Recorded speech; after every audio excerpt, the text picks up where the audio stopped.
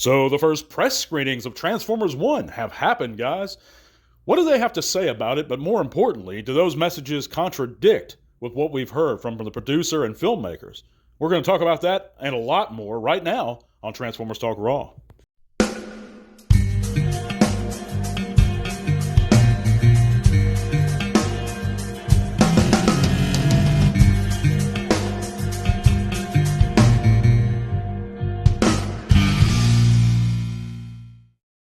Ba to the weep, to the gra, to the ninny bong, guys. Thanks for coming back and joining me for another TTRP. It's a Transformers Talk Raw podcast here on YouTube or Spotify. Whether you're a layman to the show or an experienced guy who's used to what I talk about and the things I say, appreciate you coming in and having a listen this week. We're a little bit late on the uploads, guys, but I was going to push it out no matter what. We have a lot to cover, guys, including San Diego Comic-Con reveals, product shots. We also have our giveaway announcement for the month of August to begin starting this segment. We also have our poll results and the rest of this week's news. But first, let's get into something, guys. By the way, if you haven't heard, you can click all those great links in the description below. It's going to take you all kinds of cool stuff, including our Facebook group, our Patreon, where you can support the show a little bit further if you're able to, guys, at the $1 or $3 monthly tiers. And, of course, every patron gets an automatic entry or two into every giveaway we have. That's how you can participate in our giveaways, guys. So if you have a buck, it's going to get you an automatic entry to this month's giveaway figure. And if you do the $3, it's going to give you 2 automatic entries. It's a really great deal, and it's going to be a phenomenal figure this month, guys. Stay tuned and listen towards the end of the show, and I'm going to reveal that figure. But let's move on. Will Transformers 1 go down in the annals of Transformers history as glorious, or will it disappoint a lot of older fans like myself? And those older fans do drive a lot of the success of the franchise, guys. I don't think they drive all of the success, but I think we drive a lot of it. And it's not the trailers themselves that truly disturb me from what I've seen of it so far. It's some of the mixed messages we've gotten. And I'll give you an example. On one hand, we have the Transformers 1 producer, De Laurentiis, whatever his name is, stating that he doesn't understand why people love the 86 film so much, and that Transformers 1 is completely different. You also have jackasses like Matt Neglia, a hype beast, that states it is deep reverence for the lore and tells the untold story of Prime and Megatron, who were once bonded like brothers. Okay, well, so they're saying that it has reverence for the lore, it sticks to what's come before it, but on the other hand, you have one of the filmmakers stating that he doesn't understand why people love the 86 film. You have the critic DISHONor via X stating that you can tell this was handled with a labor of love for the fans of the franchise. But we know for a fact, guys, okay, Megatron and Optimus, for example, were not bonded like brothers, historically speaking, originally in the Transformers. We can look to the 44th episode of the second season, War Dawn, and see clearly that Megatron, within the course of 22 minutes, Megatron deceived Orion Pax. He was friendly with him at first, but they weren't friends. They didn't even know each other. It told a great story of the true and original origins of Optimus Prime and Megatron. How he deceived him for the Energon resources, how Megatron attacked that facility, slaughtered the Autobots that were there, having to have Orion Pax being rebuilt into Orion to take down Megatron and his forces, to combat them. That's why we get Optimus Prime. It wasn't because they were friends. So it's not accurate that they're sticking to the lore, at least not the original lore. And that's my point, guys. That's all my point. I'm not trying to hate on Transformers 1. If it makes something new, that's fine. If you're excited for it, that's fine. But don't piss in my ear and tell me it's raining. That's what I have a problem with, people. Don't tell me that this is sticking to the lore when it's clearly not sticking to the lore. We know in Transformers Prime, the fact that they're using the name Orion Pax means they're taking something from G1. They're using something that was used before.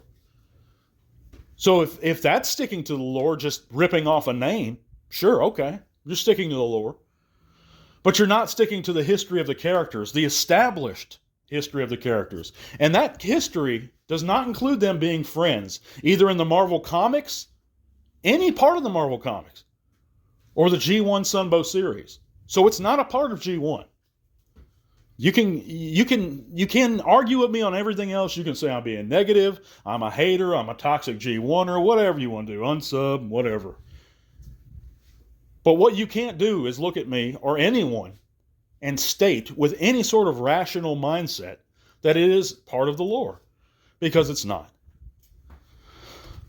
That's what worries me about the film. Am I going to see the film? Sure, I'm going to see the film, but I am very, very skeptical. And another question that plagues me, guys, is who is this film exactly targeted for?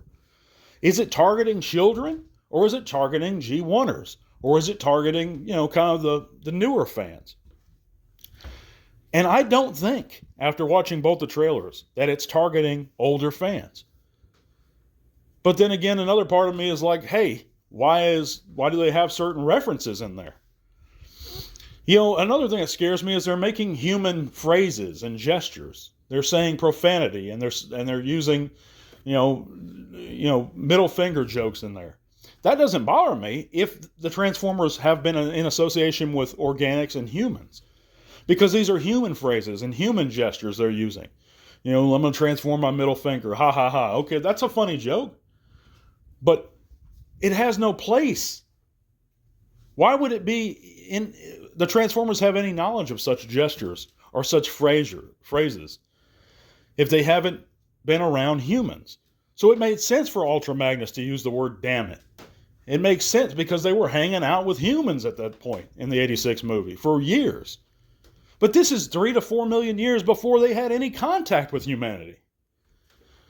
So I think it's 3 million by what they stated. It makes no sense to me, guys. But let me know in the comments what you guys think. I'm scared, but I hope it's going to be a fun movie.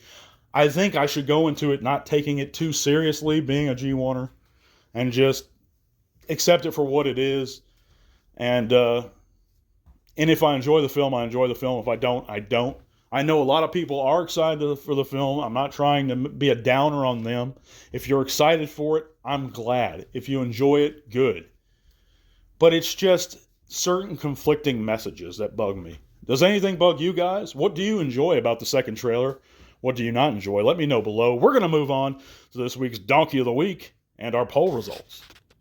And for this week's poll, we asked the question, what is your favorite scene from Transformers the Movie 1986? And out of 237 votes, guys, a whopping 72%, almost 3/4 of the fans who have spoken, say that their favorite scene from Transformers the Movie 86 is the Prime Megatron battle to the death.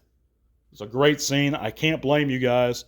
It's not my personal favorite, but I can certainly understand why a lot of folks would love that scene. I've just always been partial of the Rodimus Prime transformation, Matrix opening scene towards the end. Just gets you in the feels for me. But the fans have spoken, and that is a great scene, no doubt there. Let's move on to this week's news.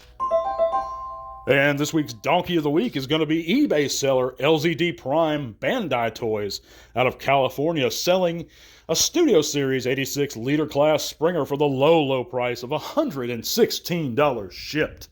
This one really needs no explanation, guys. That's why LZDT, whatever his name is certifiably the Donkey of the Week. Now, to this week's news. Of course, we know that Transformers 1 Leader Class Optimus Prime has been revealed at SDCC 24. We have images of that. Looks good for what he is. We also know the G1 series music is now available for streaming on Apple Music, Spotify, Amazon, and YouTube Music. Includes 42 tracks. So as soon as you're done here, if you want to jam out to some old school Sunbow tunes via Spotify, go ahead, guys. Right after you're done listening to the T-Talk, that is. Of course, Bumblebee Studio Series Wave 25 Voyager Skywarp has been found at U.S. retail via a Walmart in California. Looks real good.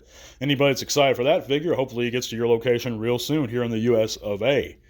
We also have many San Diego Comic-Con 2024 case images, including a deluxe Transformers 1 Megatron, who looks damn good for what he is. I'm not a fan of the face sculpt, but the figure itself actually looks decent. the very impressive Transformers Knight Rider crossover kit, and of course more images in hand, or basically behind a case, of Studio Series 86 Optimus. We also have a 2-pack of Ruckus and Bludgeon that was revealed for Legacy United, and it's called the Doom and Destruction 2-pack. This Bludgeon, it looks even worse than the original Legacy Bludgeon, which I didn't care for. But this Ruckus looks fantastic, guys. I'm real excited about him. I'm telling you, Hasbro, they know what they're doing. If they give something that they think that some fans might not like, they're going to give something else with it that some fans are going to love. And I am bittersweet with this 2-pack. I really want that Ruckus, but I despise that Bludgeon. I might get it and then give away the Bludgeon or something, because that looks great to me. We also have another crossover that was revealed at the Transformers G.I. Joe crossover, Cup with Sergeant Slaughter and Leatherneck. This has a really Hearts of Steel vibe, more futuristic tank-like vehicle, but looks really good to me, guys. I like what they're doing with these G.I. Joe crossovers. I like the fact the figures can actually fit in the vehicles. It's a great-looking Cup figure. But let's move on to this week's giveaway announcement, and that's going to be for a Studio Series 86 Sludge, guys. And, of course, that's a leader class. It's sealed, shipped at my expense. All you got to do is be a subscriber and make sure you're supporting the podcast on Patreon. At the $1 level, it's going to get you an entry, and at the $3 level, it's going to get you 2 entries. The contest is going to run all week, and I will select the winner and announce him randomly on next week's segment. So good luck to any of our patrons. Appreciate each of you guys listening. Give me a thumbs up. Let me know in the comments what you think. If you think I'm an idiot, let me know below. God bless you guys. I'm going to talk to you real soon. Tell R1. This podcast is made possible thanks to the support of listeners like you. Thank you.